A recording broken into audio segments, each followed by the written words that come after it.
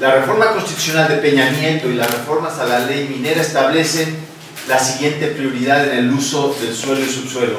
Primerísima prioridad, exploración y explotación de petróleo, gas y conducción y distribución de hidrocarburos y electricidad. Segunda prioridad en el uso del territorio, actividades mineras. Y tercera prioridad, la agricultura, la conservación de la biodiversidad.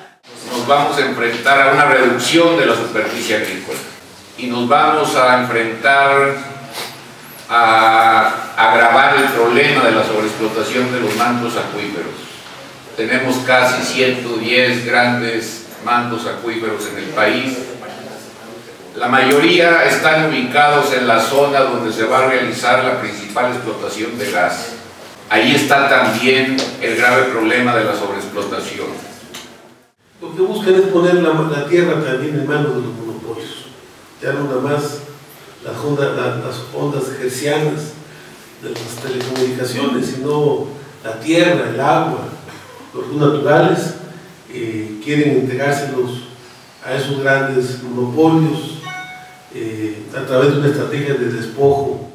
Queremos invitar a todas las iglesias, queremos invitar a todas las organizaciones ambientalistas, absolutamente a todos, porque no puede el Senado aprobar esta reglamentación sino escuchar la opinión de muchos expertos, de una gran cantidad de científicos, de comunidades indígenas, de abogados, de juristas, de mucha gente que está alarmada por la forma como en estos momentos se redactó las disposiciones en materia de hidrocarburos.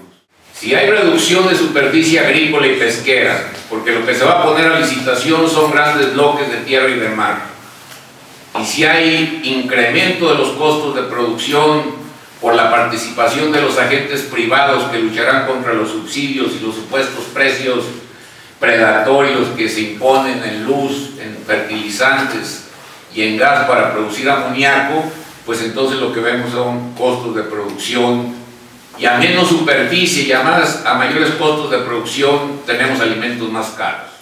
O sea, en lo inmediato es lo que se ha comentado por Alfonso Ramírez y José Narro, que es la preparación, la convocatoria a una gran movilización unitaria para el 23 de julio en el Senado de la República para frenar las reformas secundarias en materia de hidrocarburos, electricidad y minería.